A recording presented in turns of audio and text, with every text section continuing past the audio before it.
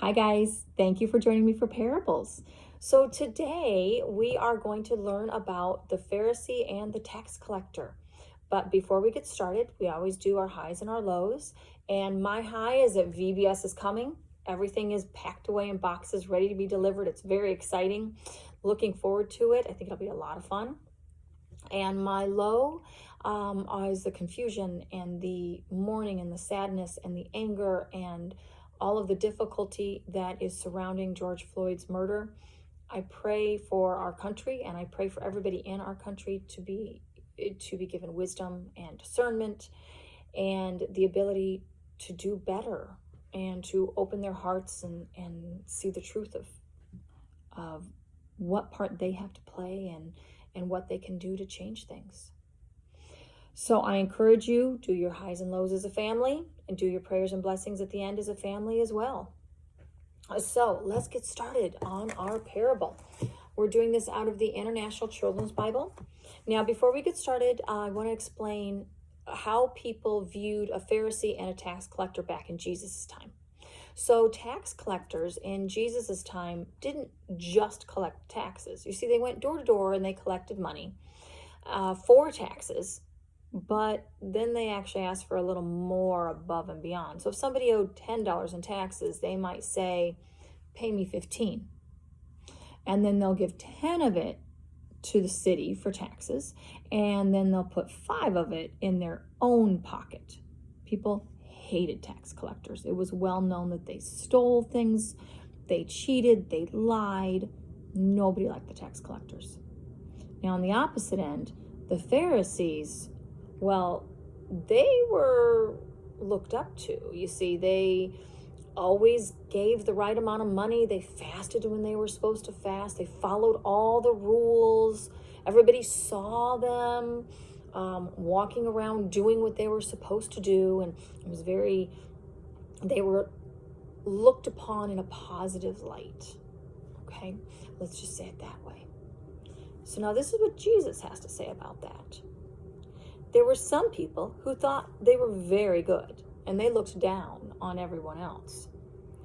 Jesus used this story to teach them. One day there was a Pharisee and a tax collector. Both went to the temple to pray.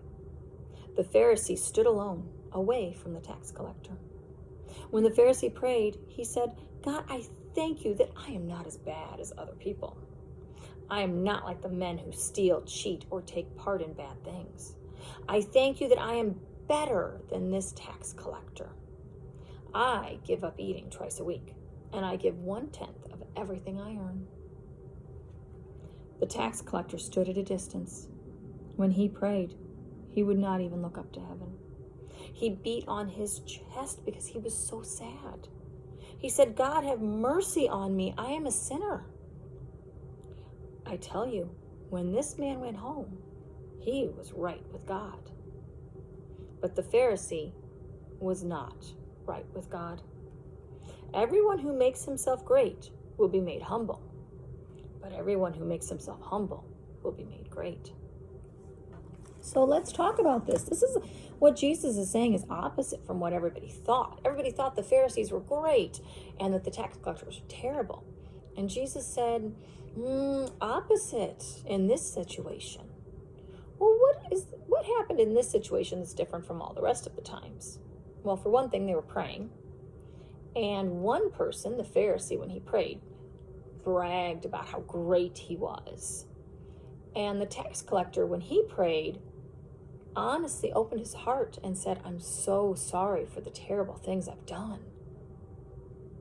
Well, God appreciates it much more when someone is honest, when they ask for forgiveness, and when they're truly sorry. The Pharisee didn't do any of those things, but the tax collector did. You see, back in those days, people saw it as more important to build yourself up and tell everybody how important you are than to be humble. But Jesus said the opposite. You should be humble. You should honestly look at yourself, look into your heart, see what you can do better. How can you love God more, help people more, have a better relationship with God? And being humble and having a heart that wants to help and a heart that wants to be forgiven is the way to do it. I hope you've enjoyed this parable today. Let's end with prayers and blessings. Dear God, I pray that everybody watching this is able to open their heart and be humble and learn from you how we can all do better. Amen. Blessings to you. Kids, bless your parents. Parents, bless your kids. I'll see you guys later.